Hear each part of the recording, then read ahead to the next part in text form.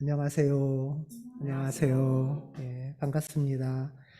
예, 온라인에 계신 분들도 반갑습니다. 예, 어, 2주나 쉰 다음에 뵈서 더 반갑습니다. 평생 처음 있는 일이네요. 다들 환절기에 코로나는 좀 많이 잦아들었다고 하는데 이렇게 끝물에 걸리기도 하고 또 환절기에 건강 조심하시기 바랍니다. 예. 교우 여러분들을 보고 또 이렇게 예배를 드릴 수 있게 돼서 물론 온라인으로 줌으로 예배를 드렸지만 같이 대면으로 예배 드리게 돼서 너무나 반갑습니다. 오늘부터 7주간은 우리 기도하는 삶을 주제로 우리 말씀을 나누려고 합니다. 먼저 에베소서 4장 6절의 말씀을 한번 보면은 에베소서 4장 6절에는 이런 말씀이 있어요. 하나님은 모든 것 위에 계시고 모든 것을 통하여 계시고 모든 것 안에 계시는 분이십니다. 아멘이신가요? 아멘. 예. 이거를 어려운 말로 무소부재. 하나님은 모든 것 위에 계시고 모든 것을 통하여, 그러니까 이렇게 막 관통하시나 봐요. 그리고 모든 것 안에 계시는 분이시라고 합니다. 예. 이 하나님의 무소부재, 지난 한 주간도 여러분 안에 계신 하나님, 또 여러분 위에 계시고 여러분을 통하여 계신 하나님, 이 하나님을, 이 에베소서의 이 말씀을 우리가 그저 머리로만 인정하는 정도를 더 나가서 이 말씀이 내 인생의 진리가 되는 것, 이 말씀이 어떻게 해야 진리가 되냐면 경험이 되는 것, 그게 기독교 신앙입니다. 머리로도 인정하죠. 그런데 그것만이 아니라 더 나가서 하나님이 내 위에 계시고 하나님이 나를 통하여 계시고 하나님이 내 안에 계신다. 그 경험을 하는 것, 그 하나님과 관계하고 그 하나님 안에서 살아가는 것이 저는 기독교 신앙의 참 기쁨이라고 생각을 해요. 이럴 때 기뻐요. 이럴 때 신앙은 과제가 아니고 부담이 아니고 행복한 거죠. 신앙생활이. 저는 이거 되게 중요한 말씀이라고 생각해요. 이 비슷한 말씀을 누가복음에서는 이렇게 말씀하셨어요.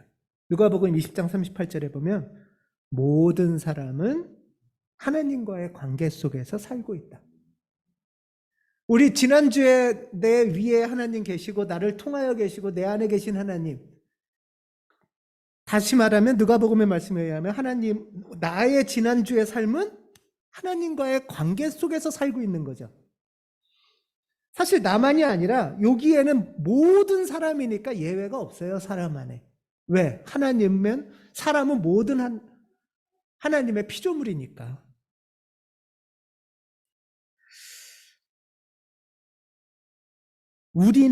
나는 하나님과의 관계 속에서 살아가고 있다. 이것을 경험하면서 사는 것이 기독교 신앙입니다. 그럴 때 삶이 달라질 거예요. 기뻐지기도 하고 놀랍기도 하고 신비롭기도 하고. 이처럼 기독교는, 오늘 제목이 주님과 관계하기예요. 오늘 말씀이 기독교 신앙은 관계의 종교입니다. 기독교 신앙의 목표는 혼자 깨달음을 얻는 것도 아니고 혼자 다 온 피조물이 고통받는데 혼자 천국 가는 것도 아니에요. 사실 기독교 신앙의 목표는, 이게 기독교 신앙과 다른 종교의 차이인데요, 기독교 신앙의 목표는 관계하는 것, 특별히 하나님과 관계하는 것이 기독교 신앙의 목표고 즐거움이고 기쁨이에요.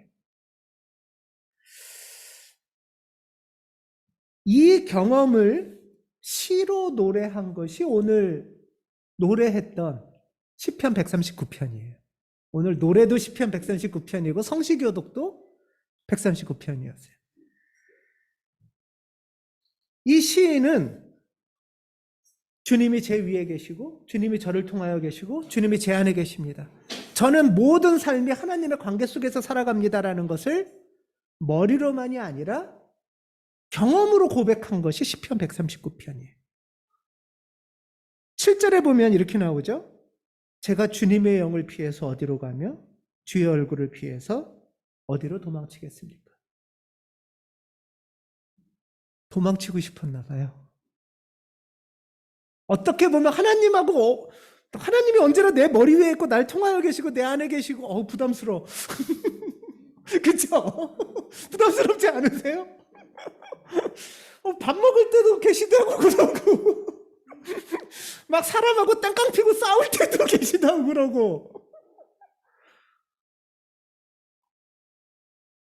사실 우리가 보면은 주님은 한 일주일이나 한 달에 한두 번만 만나고 나머지는 좀 따로 있었으면 좋을 때도 있지 않아요? 솔직히 말하면.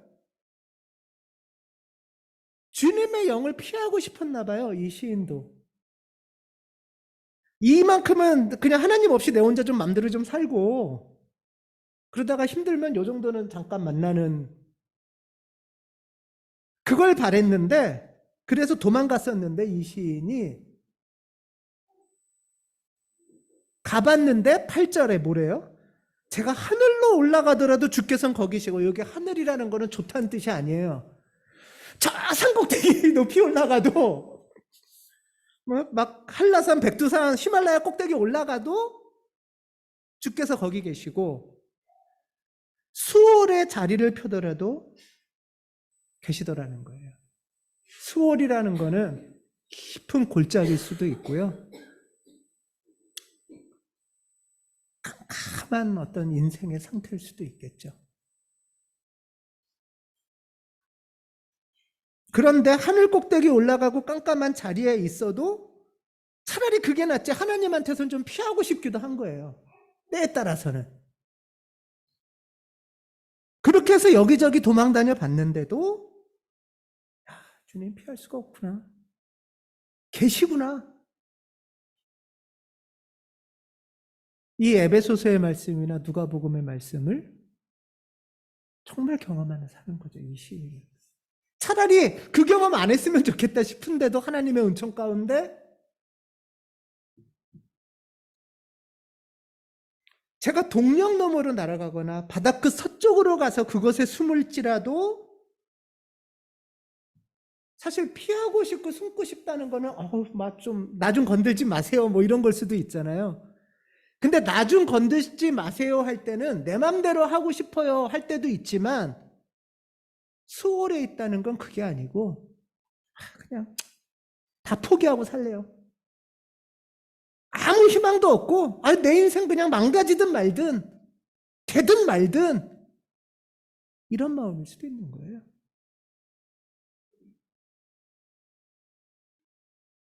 혼자 잘나서만이 아니라 지치고 상처받고 힘들고 아무 소망이 없어서 그냥 냅두세요. 이러다 죽을래요. 하는 마음일 수도 있는데 10절을 보면 거기서도 시인은 하나님을 만나는 거예요. 주님은 그곳에서도 저를 이끄시고 주의 오른손이 저를 힘차게 붙들어 주신다는 거예요.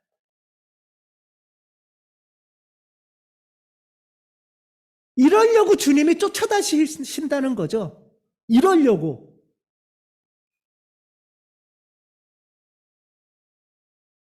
그래서 결국은 이렇게 고백을 해요. 어둠이 인생의 깜깜한 어둠이 화락 나한테 달려들어서 내 앞을 비추던 빛이 밤처럼 됐구나 하고 한탄할 때에도 주님이 그 자리로 계셔서 주님 앞에서는 어둠도 어둠이 아니고 밤도 대낮처럼 밝히시는구나. 주님 앞에서는 어둠과 밤이 다 똑같구나 하는 고백을 이 시인이 139편에서 하고 있습니다. 이게 139편의 노래예요.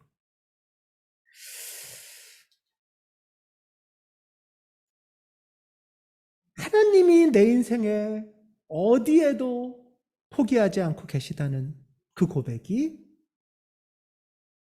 우리의 고백이 되길 바랍니다.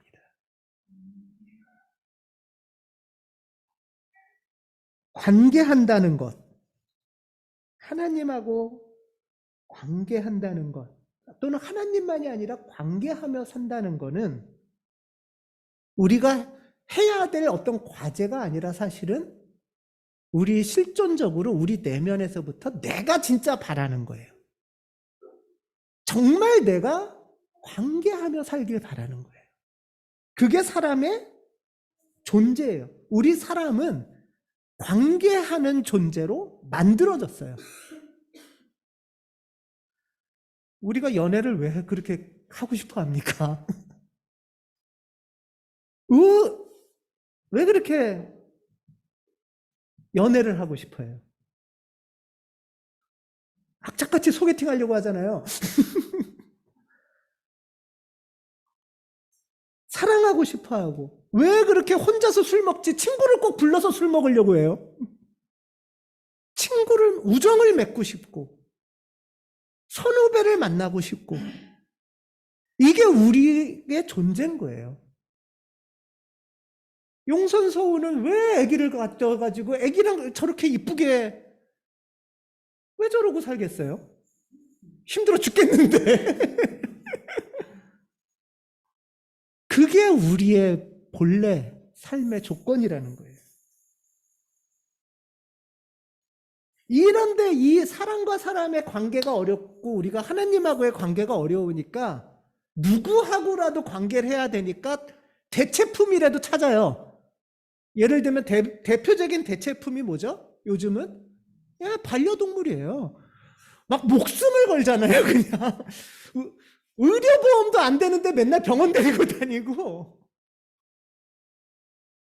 관계를 하고 싶은 거예요. 돈이 안 아까운 거예요.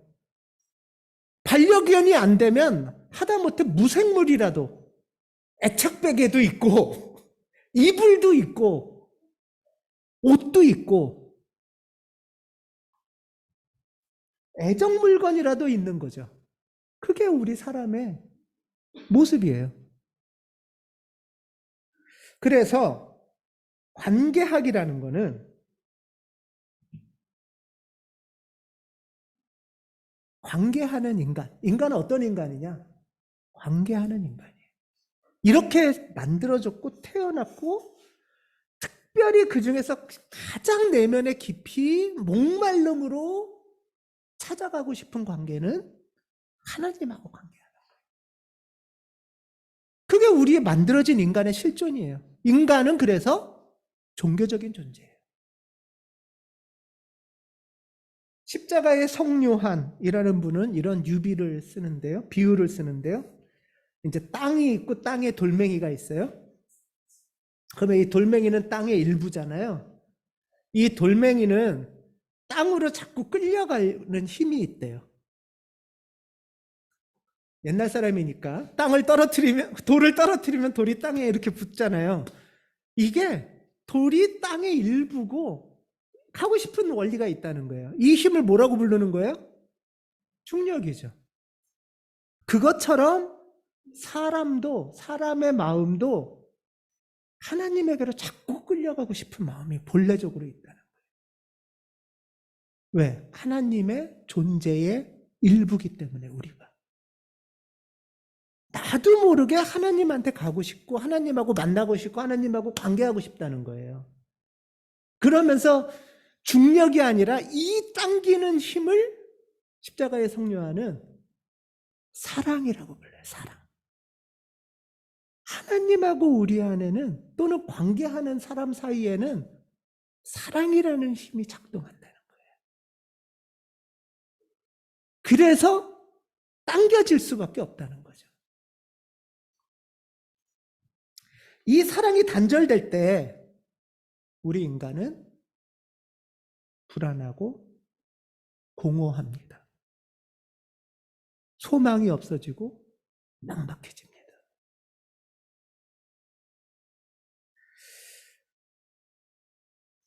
그러면서 사랑은 하고 싶은데 사랑이 안 되니까 왜곡된 사랑의 모습이 나타나기 시작해요. 우리 사람 안에서. 그거를 뭐라고 부르냐 하면 왜곡된 사랑을 중독이라고 해요. 중독. 또는 패티시란 말을 써요. 여러분 패티시 들어봤어요? 원래 패티시는 야동에 나오는 말이 아니에요. 패티시는 뭐 흔히 변태 성욕 뭐 이렇게 번역을 하는데 패티시는 뭐냐 하면 예를 들면은 남자가 여자를 사랑하고 싶은데 본래적인 대상이 사랑이 잘 안 돼요. 그러면서 그냥 여자 스타킹을 사랑하는 거예요. 쉽게 말해서. 다른 물건으로 왜곡된 거죠. 이게 패티시예요. 또 대표적인 게 뭐냐 하면 예를 들면 여러분 우리가 돈을 많이 갖고 싶은 이유는 뭐예요? 그 돈으로 좋은 물건도 사고 맛있는 거 먹고 싶어 그러잖아요. 그러면은 원래는 돈을 좋아하는 거예요? 물건이나 먹는 걸 좋아하는 거예요? 물건이나 먹는 걸 좋아하는 거죠. 물건을 가지려고 돈은 도구일 뿐이잖아요. 그런데 점점점 자본주의 시대에서는 물건이냐 음식을 사는 게 아니라 돈 자체 좋아하기 시작을 하는 거예요. 이걸 자본주의 패티시라고 불러요. 그래서 이제는 물건도 필요 없고 먹는 것도 필요 없는데 돈 자체에 집착을 하기 시작하는 거죠. 현대인의 중독, 자본주의의 패티시는 이런 사람의 본래의 사랑하고 싶은 마음이 어그러지고 왜곡돼서 나타나는 현상인 거예요. 그러니까 사실은 너무 안타깝고 불쌍하고 슬픈 현실인 거죠. 사랑하고 싶어서. 정말 얼마 전에도 뉴스가 막 잔인한 슬픈 뉴스가 나왔어요. 대표적인 슬픈 뉴스가 스토킹 같은 거예요. 스토킹. 사랑을 하고 싶은데 왜곡되고 어그러져 버린 거죠. 그러면서 자기가 어떻게 할 수 없는, 사실 그 사람의 본래의 마음은 누군가를 사랑하고 싶은 마음이잖아요. 그리고 더 깊은 마음은 그 사람의 마음의 깊이는 하나님을 사랑하고 싶은 거예요. 하나님한테 가고 싶은 거예요. 어거스틴은 이런 말을 합니다.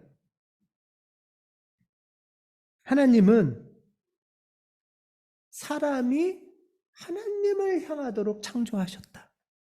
그래서 우리가 하나님 안에서 쉴 때까지는 진정한 안식을 누릴 수 없다. 정말 하나님 안에서 머물기 전까지는 목마른 거예요. 정말 하나님 안에서 안식을 누릴 때까지 우리는 하나님을 향해서 헐떡이면서 목마른 사슴처럼 가게 돼 있다는 거죠. 하나님을 모르면서 산다는 것은, 하나님과 무관하게 산다는 것은 어릴 적에 가족하고 헤어지고 고아처럼 사는 거예요. 다 컸는데도 뭔가 허전하고 외롭고 쓸쓸하고 고아같이 나이가 30, 40, 50이 돼도 그런 인생 같은 게 하나님과 헤어져서 살아가는 삶이에요.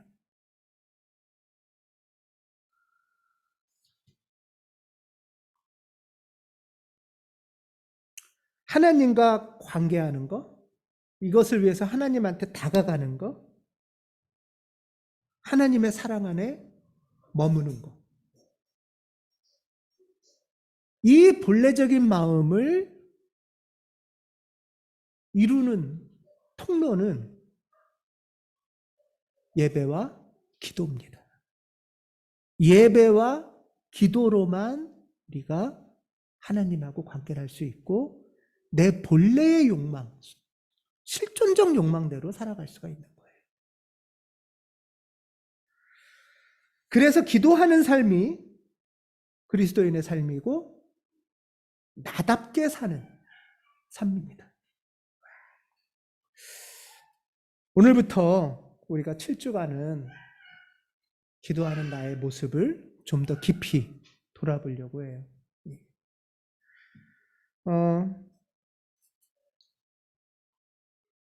최근에 김홍혜 신부님이 쓰신 책 중에 기도하는 삶이라는 책이 있어요. 그 책의 앞부분에 보면 일반적인 기도의 모습에서 이렇게 5가지의 모습을 설명해 놓고 있어요. 한번 볼게요. 우리 한번 기도를 생각해 봅시다. 첫 번째 기도는 뭐냐 하면 빈말의 기도. 성경에는, 옛날 성경에는 다르게 번역되어 있죠. 뭐라고요? 그렇죠. 중언부언하는 기도라고 해요. 이걸 바리새파의 기도 뭐 이렇게 말하기도 하죠. 이건 뭐냐 하면 겉으로 말하는 말과 내 속마음이 다른 거죠. 말로는 하는데 속은 다른 데 가 있는 거죠. 이거는 당연히 하나님하고 관계도 할 수 없을 뿐 아니라 내 안에 나와도 내가 나를 속이는 기도이기도 합니다. 사실 가짜라는 거는 하나님도 알고 본인도 알죠. 그래서 빈말의 기도, 중언부언의 기도. 저는 우리 교회에서는 최소한 이 기도는 잘 안 하시는 것 같아요. 그렇죠? 빈말의 기도는 어떤 거냐 하면 전통이 강한 교회들에서 많이 해요. 하기 싫은데도 남이 보는 눈이 있고 시키는 규칙이 있으니까 그냥 빈말이라도 하는 거죠. 우리 교우들은 저는 어떻게 하면 가능한 한 빈말은 안 할까? 이것을 열심히 마음 생각하고 있는 정성껏 하는 교우들이라고 생각해요. 우리 가운교회 교우들은. 빈말일 바에는 기도를 안 한다. 이렇게 할 정도로.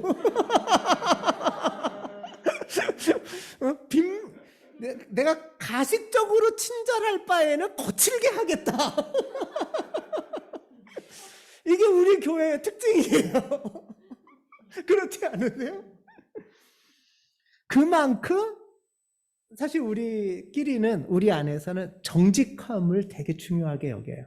그래서 아주 저는 좋은 덕이라고 생각을 해요. 예.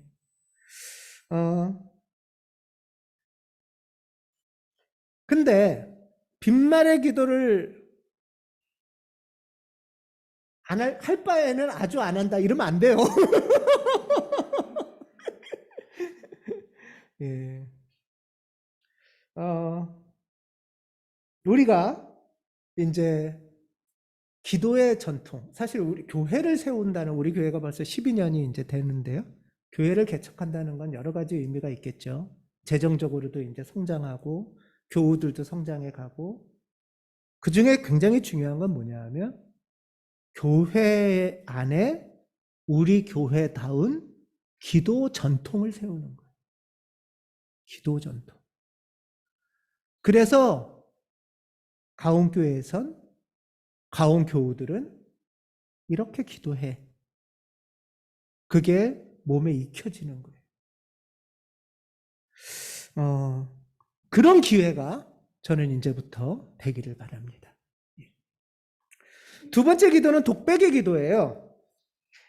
독백이라는 건 뭐냐면 하나님 앞에서 혼자 이렇게 하나님한테 얘기를 드리는 거잖아요.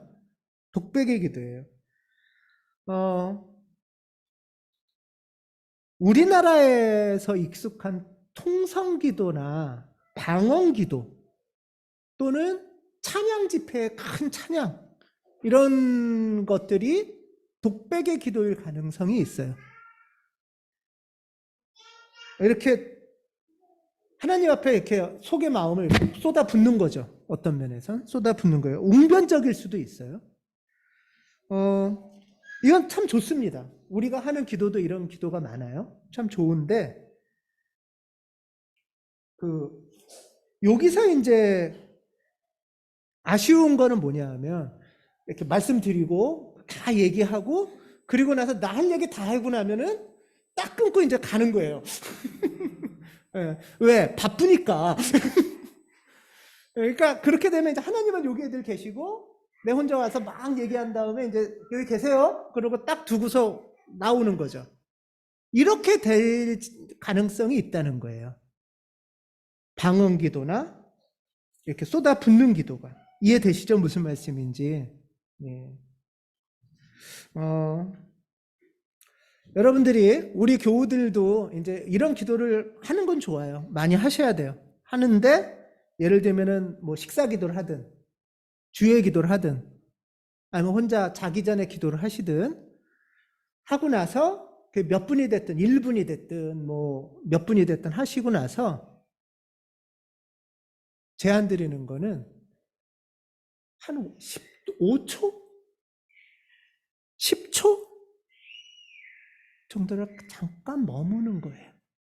기도를 드리고 나서. 통성 기도를 많이 하시고 방언 기도를 많이 하시던 분들한테 이 하나님의 오심, 임재를 경험하시는 것들을 서로 얘기도 나누고 해보면 방언 기도나 통성 기도나 새벽 기도를 한참 해서 막 30분씩 하고 1시간씩 하고 하시잖아요. 그렇게 진을 뺄 만큼 한 다음에 1분이고 5분이고 10분이고 가만히 있는 거예요. 그렇게 되면 독백의 기도에서 대화의 기도로 넘어갈 수가 있어요.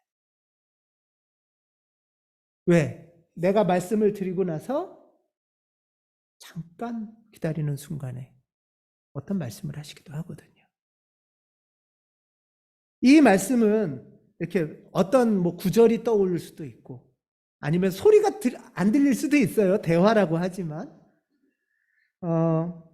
어떤 깨달음이 올 수도 있고 어떤 충만함이 올 수도 있죠. 오히려 막 얘기할 때는 모르겠는데 그리고 나서 잠시 머물러 있을 때 생각지도 못한 충만함이나 생각지도 못한 깨달음이나 지혜나 하는 걸 주실 때가 있어요. 이런 경험을 하다 보면 대화의 기도로 나가는 거죠. 대화의 기도로 나가다 보면 독백의 기도는 나도 모르게 이렇게 웅변적이 될 수도 있는데 점점 더 하나님하고 소곤소곤 얘기하기가 쉬워지는 거예요.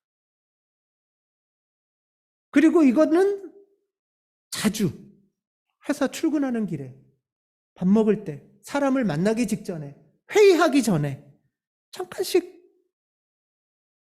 하고 잠깐 머물러 있고 5초라도 돼요. 5초. 그게 익숙해지다 보면 우리 이런 말 많이 하잖아요. 하나님과 동행하게 해주세요. 근데 어떻게 동행하는 거죠? 대화의 기도가 동행을 경험하기 시작을 해요. 책을 필 때 공부하려고 잠깐 기도하고 머무는 거죠.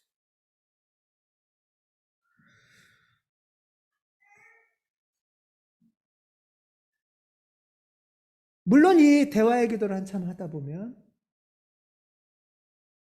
우리가 일일이 그러면 하나님한테 다 얘기를 해야 돼요. 내 사정을. 꼭 그럴 필요도 없어요. 하나님께서는 우리의 사정을 다 아시기 때문에 만약에 대화의 기도에서 앞에 독백 얘기하고 나서 뒤에 침묵이 있다고 했잖아요. 근데 들음의 기도는 이 앞에 부분 없이 뒷부분만 있어도 되는 거예요. 잠깐 머물러 있는 거예요. 침묵 가운데 하나님의 말씀을 잠시 머무는 것. 이것이 들음의 기도라고 할 수 있는데요. 들음의 기도는 조금 익숙하지 않을 수 있어요. 그렇죠? 예. 근데 여러분들이 들음의 기도 하니까 익숙하지 않지만 사실은 여러분들은 굉장히 자주 하시는 게 들음의 기도예요. 내가 기도를 안 해요 이러면서 죄책감을 가질 필요가 전혀 없어요. 들음의 기도를 늘 하는 자리는 어디냐 하면 바로 예배예요. 여러분 지금 뭐 하고 계세요? 듣고 계시죠? 오늘 기도, 장로님 기도 어떻게 하셨어요, 여러분? 들으면서 같이 머무셨죠. 피아노 소리, 예배는 들음의 잔치예요. 이 소리가 그냥 사람의 소리가 아니고, 이게 그냥 빈말의 잔치가 아니고, 하나님의 소리로 듣겠다고 간구하시면 이 소리가 하나님의 소리가 될 수 있어요. 이 들음의 소리 시간에 말씀을 듣는 가운데, 성서를 듣는 가운데 내 죄나 잘못이 깨달아지기도 하고, 내가 기도하고 싶었지만 잊고 있었던 것을 오늘의 기도를 통해서, 대표 기도자를 통해서 같이 기도하게도 되고, 또 지난주에 마음이 답답했던 어떤 것을 들음의 기도 가운데 하면서 지혜를 얻기도 하죠. 저도 젊었을 때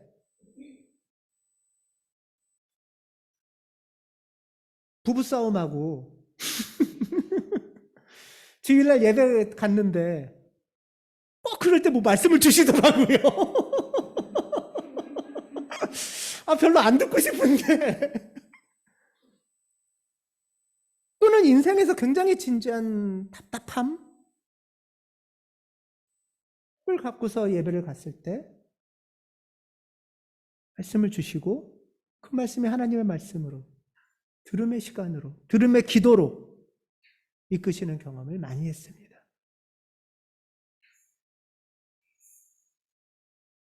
이 자리가 들음의 기도가 이루어지는 그 시간이시기를 바랍니다. 그러다 보면 5단계는 뭐냐? 사랑의 기도라고 하는데요.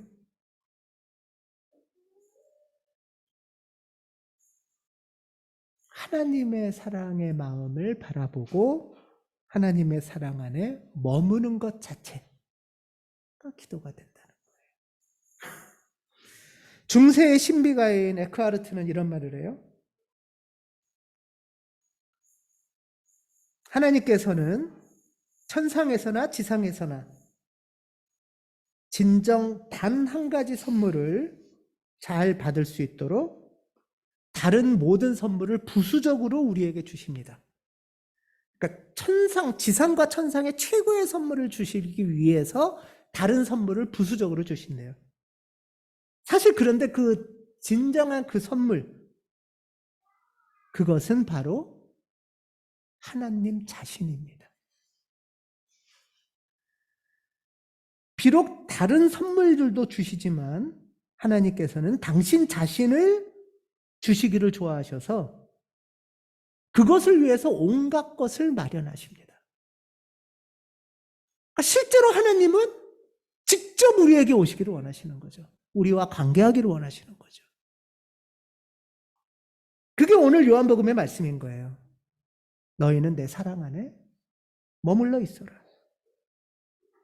나는 포도나무고 너희는 가지이니 너희가 내 안에 머물러 있고 내가 너희 안에 머물러 있으면 많은 열매를 맺을 것이다. 이게 이제 사랑의 기도의 단계로 나가는 거죠. 하나님은 이 선물들을 우리에게 주기를 바라시는 거예요. 근데 이렇게 기도의 단계로 나아가기 위해서 처음에는 의지와 노력이 필요해요. 좋은 사람 만나고 싶어도 소개팅 해달라고 부탁도 해야 하고, 소개팅 하기 위해서 옷도 사고 시간도 맞추고 이런 노력을 해야 되잖아요. 처음에 만나기 위한 노력을 하고 처음 만나서는 사귀는 노력을 해야 되잖아요. 처음에는 이렇게 노력이 필요하다고 합니다. 왜냐하면 우리가 초기에는 하나님의 초대에 무감각하고 무반응하기 때문에, 하나님이 여기 계신데도 내가 잘 모르기 때문에, 그래서 처음에는 좀 우리가 의지적인 노력을 해야 되는데, 이 노력을 아빌라의 데레사라는 사람은 이렇게 얘기를 해요. 기도하는 노력을 마음의 정원에 물 주는 일이다. 기도하는 것. 이 노력은 마음의 정원에, 내 영혼에 물을 주는 일이다. 근데 이게 단계가 있어요. 이 노력의 단계가 있는데, 처음에는 정원이 여기 있고 수원지가 우물이 여기 있어요. 그래서 물을 퍼다가 여기다 갖다 기는 거예요. 그게 1단계예요. 처음엔 그런 노력이 필요하대요. 여러분들 기도해야 된다고 생각하지만 처음엔 어렵잖아요. 그런 노력이 누구나 필요하다는 거예요. 텃밭에 물 길어 주듯이. 그게 첫 단계인데, 그러다가 2단계가 되면, 그렇게 물 깃다 보면 조금 쉬워져서 이 마음의 정원에 도르래 장치를 해놓은 것 같아요. 이게 이제 도르래로 해가지고 물을 갖다 붓는 거예요. 기도를 하다 보면 기도가 조금 쉬워지는 거예요. 그래서 영혼에 그러면 이제 꽃도 피고 싹도 오르고 자라나기 시작하겠죠. 처음에 거칠어요. 황폐해요. 나무가 자랄까 싶은데 내 마음의 영혼이 물을 깃고 도르래로 하고, 그러다가 3번째 단계가 되면 여기서 여기까지 도르래가 아니라 물길을 내놓은 것 같아요. 그래서 여기가 물길이 위고 여기가 밭이에요. 이제 졸졸졸졸졸 자동으로 물이 흘러가는 거예요. 내가 애쓰지 않아도 하나님 이래요 하면 또 그런가 이런 마음이 떠오르기도 하고 머물러 있기도 하고, 기도가 익숙해지는 거예요. 그래서 물길을 낸 것 같다고 하고요. 그러다가 어느 순간에 마지막 단계가 되면 물길도 아니고 하늘에서 비가 오는 거예요.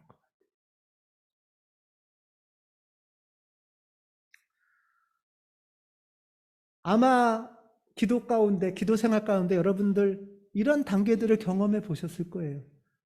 물론 이게 이제 기계적으로 이렇게 되는 건 아니에요. 도르래 물길이 온 줄 알았는데 어느 날 또 물길이 막힌 것 같기도 해요. 그러면 물길을 좀 뚫어야죠. 그런 수고도 있을 거예요. 또는 난 별로 한길 없는데 물 조금 날른 것 같은데 갑자기 하늘에서 비가 올 때도 있어요. 그런 은총이 있는 거죠, 물론. 하지만 아빌라의 데레사가 말하고 싶은 처음은 뭐냐 하면, 우리 마음의 영혼이 기도를 안 했을 땐 퍽퍽한 황폐한 황무지 같아서 물을 길어 나르는 수고와 노력이 필요하다는 거예요. 여러분들은 어떠세요? 지금 다시 깊은 우물에서 물 길어 날르는 수고를 하셔야 되나요? 아니면은 수로가 잘 뚫렸었는데 조금 안 돌보다 보니까 태풍 불고 난 다음에 수로가 뭉그러져 가지고 다시 한번 물길을 뚫어야 되는 경험이 있을 수도 있죠.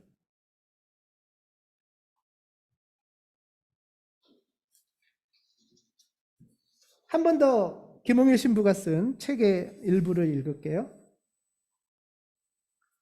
기도는 생각보다 쉽습니다. 어떤 사람은 기도가 너무 거룩하고 어려운 일처럼 느껴진다고 말합니다. 그러나 그것은 때로 자신이 기도하지 않는 것을 합리화하기 위한 이유로 사용하는 사람들도 있습니다. 이것은 잘못된 겸손에 불과합니다.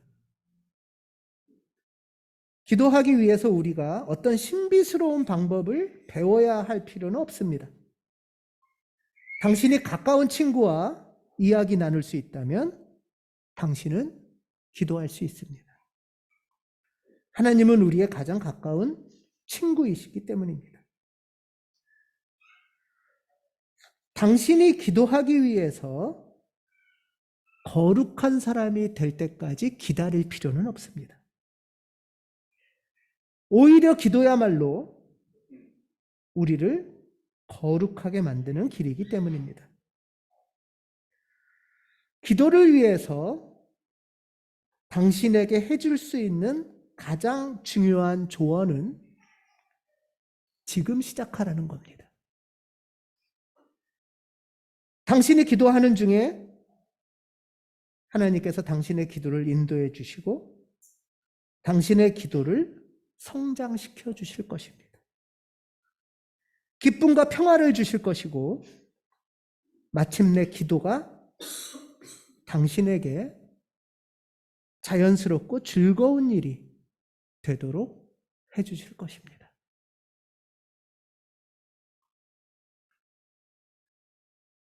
이 한 주 다시 기도합시다. 여러분 한번 생각해 보십시오. 식사 기도를 하셔도 됩니다. 식사 기도를 해도 하루에 2번, 3번은 하시는 거잖아요. 단지 식사 기도를 빈말이나 독백으로만 안 하시면 됩니다. 식사 기도를 하시고 5초 잠깐 머무시면 돼요. 기도를 어떻게 해야 될지 모르겠다 하시는 분들은 주의 기도를 하셔도 됩니다. 주의 기도를 하루에 한 번씩 하시고 마치고 5초 계시면 됩니다. 이번 주 매주 수요일 날마다 밴드에 주일 예배에 오늘의 기도가 올라오죠. 수요일 날 하루쯤은 밴드에서 기도문을 한번 보십시오. 들음의 기도가 이루어질 겁니다.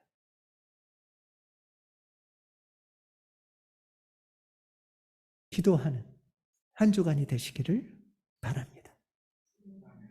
기도하겠습니다.